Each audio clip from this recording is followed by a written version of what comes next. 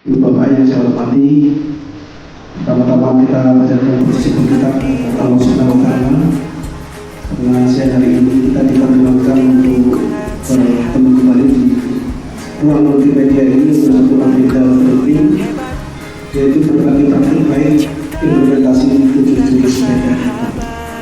Bapak Ibu, kegiatan kita hari ini merupakan salah satu dari kegiatan rangkaian kegiatan pelatihan Pasca Brika Provinsi Jawa Tengah yang saya ikuti, dan ini adalah tahap terakhir yang harus saya jalani bersama Bapak Ibu, yaitu membagikan praktik baik bagaimana saya mengimplementasikan 2 jurus PKH.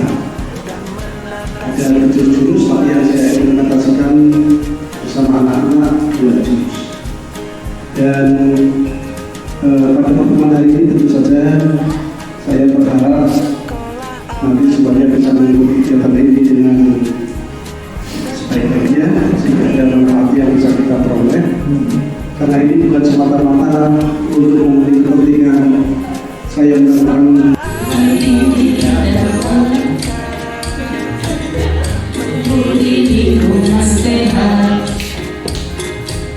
bersama guru yang hebat, cinta dan kebahagiaan,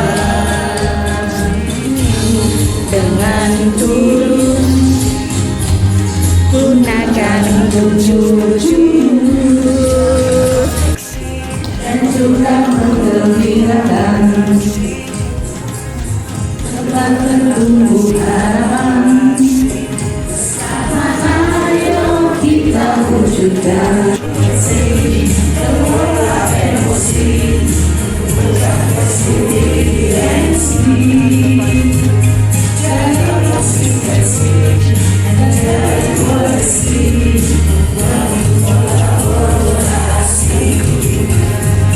dan menata situasi.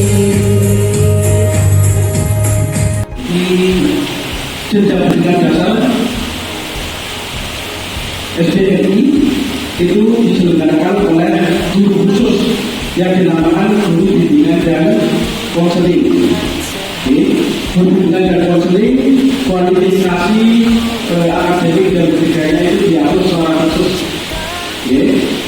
Kemudian ini kita lanjutkan yang kedua dari Permendikbud nomor 11 tahun 2025 tentang pengumuman beban kerja guru.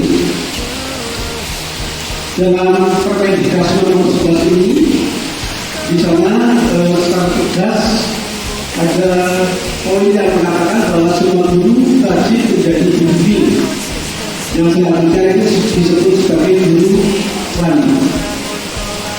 Guru wali ini bertugas untuk memberikan pendampingan akademik, pengembangan karakter, serta keterampilan sosial emosional murid secara berkelanjutan hingga akhir masa belajar. Lanjutkan ini. Misalnya ini dihubungkan dengan kebiasaan yang sudah bagus, bagaimana supaya tetap konsisten itu dilaksanakan. Dan koordinasi ya membangun relasi hubungan gitu kan. Kemudian di mana hubungan itu adalah hubungan yang penuh empati dan sebagainya. Kemudian kolaborasi yang bersama, kolaborasi dengan berbagai pihak, ya, sebagai pemangku kepentingan atau stakeholder, apalagi stakeholder yang langsung berkaitan dengan tugas kita sebagai guru. Kemudian yang terakhir adalah menata situasi agar 5 sekolah atau pembelajaran itu aman yang berbeda. Ini Bapak Ibu, ini kalau mau dibahas untuk waktu ya Pak dari saja menurut tidak cukup sampai di dalam. Ini sudah juga oleh Bapak Ibu guru mata pelajaran, manakala Bapak Ibu membutuhkan upaya menggali potensi anak dari sisi lain yang juga saya sebutkan tadi. Atau Bapak Ibu guru mata pelajaran mungkin bisa berkolaborasi dengan guru TK untuk memanfaatkan hasil asesmen yang sudah dilaksanakan oleh guru TK. Misalnya guru TK sudah melaksanakan psikotes untuk tes kecerdasan, maka Bapak Ibu bisa memanfaatkan itu. Atau tes minat, tes bahasa, itu Bapak Ibu bisa memanfaatkan. Atau mungkin tes gaya belajar lagi lima. Kalau ada guru BK yang sudah melaksanakan tes gaya belajar itu bisa dimanfaatkan oleh Bapak Ibu untuk nanti digunakan menyesuaikan pembelajarannya sehingga pembelajaran itu menjadi lebih efektif dan lebih efisien disesuaikan dengan gaya belajar murid. September 2025 jam 5.6 kita sudah mulai. Jenis layanannya layanan klasikal, kemudian topiknya sukses belajar dengan gaya belajar. Kemudian asesmen yang digunakan adalah tes gaya belajar. Dan tes gaya belajar ini saya adopsi dari websitenya Aku Pintar. Di sana sebenarnya tersedia ada tes kecerdasan, multiple intelligence, tes kecerdasan langsung, dari Kaiser. Kemudian ada tes kepribadian dari Nicholas untuk pemasukan karir, dan yang ketiga adalah tes gaya belajar. Saya adopsi ini, dan itu sebetulnya online, tapi supaya aktivitasnya paling jelas, saya gunakan ini offline. Jadi soal-soalnya saya adopsi, kemudian saya tes, gitu. Kemudian saya cetak sehingga tesnya itu berbasis pencil and paper test. Tapi walaupun baru diberikan sana.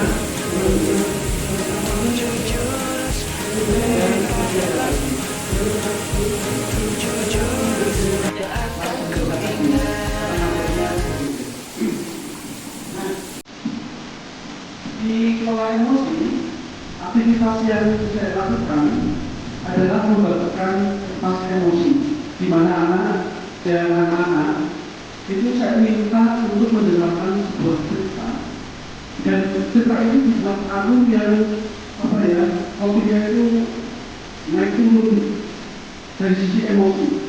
Jadi ada kalanya pada bagian cerita itu ada yang menguras emosi, dan emosi yang kayak emosi sedih, emosi marah sekali, dan sebagainya. Kemudian nanti ada di saat terakhir itu ternyata kejadian-kejadian yang diungkapkan atau ditangani orang itu yang membuat marah dan sebagainya itu cari kegiatan lain, kemudian kita melakukan ketemu dengan keluarga, kemudian masalah-masalahnya bersesuaian dengan keluarga dan sebagainya. Atau ada satu roda pilihan, satu bagian dari roda pilihan yang namanya ICD, yaitu ICD bersama. Jadi seseorang yang menyebabkan emosinya untuk menggunakan kalimat yang dikembangkan itu adalah sebuah. Jadi misalnya, saya merasa kesal karena kamu menyerobot pilihan saya. Seharusnya jangan kamu lakukan ini. Bila mengatakan saja itu sudah termasuk menjadikan emosi, karena kalau terjadi seperti itu dia langsung marah, mendorong dan sebagainya. Dan itulah yang dilakukan anak-anak. Proses mengolah emosi seperti bersama dengan membuat rencana strategi mengolah emosi, memberi respon positif terhadap respon emosi positif saat menghadapi situasi berbeda atau berbeda. Kemudian ini sama anak-anak antusias juga di saat ini.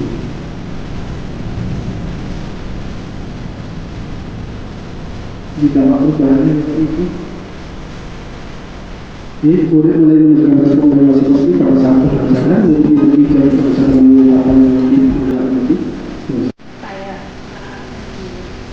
kebetulan masih kelas aku, tapi dia itu tipikal murid paham betul tipikal gaya belajarnya seperti apa. Tapi dia itu sukanya numerasi. Berhitungnya kita alhamdulillah, tapi literasinya masih kurang, masih apa ya, belum menunjukkan minat yang begitu suka.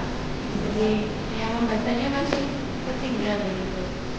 Makanya sih kalau apa gurunya bergerak-gerak kayak gitu lah. Kalau disuruh membaca kayak gitu dia tuh males, tapi kalau matematika semangat sekali. Ya, terus saya itu sebagai ibu khawatir tentang perkembangan anak saya itu yang satu, karena mungkin dibandingkan teman-temannya, anak saya itu terbilangnya membaca tulisnya masih kurang, tapi dari segi pengetahuan mungkin saya nggak lebih lama sendiri Pak, tapi dia memiliki pengetahuan yang cukup luas, misalnya dia semua menyebutkan nama-nama ikan yang saya pun tidak tahu, misalnya berupa apa itu saya malah tahunya dari anak saya ini. Saya masih kebingungan untuk mengelola apa yang namanya gimana sih ikan berkualitas atau tidak.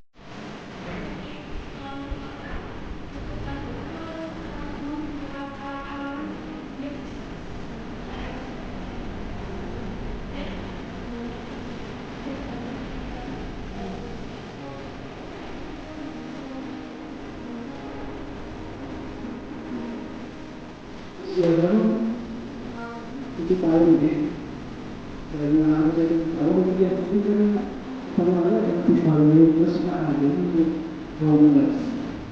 Berarti itu minatnya. Dan kalau prinsip sama dia, saya lihat itu sebenarnya itu cuma minat yang tinggi di luar. Bahkan bisa ini hanya minatnya itu. Siapa tahu kalau di tas kecerdasannya gitu kan, mungkin dia di bidang matematis, logik bisa saja. Dan sebaik-baiknya pembelajaran anak adalah pembelajaran yang mengembangkan potensinya itu. Murid mandiri dan kuat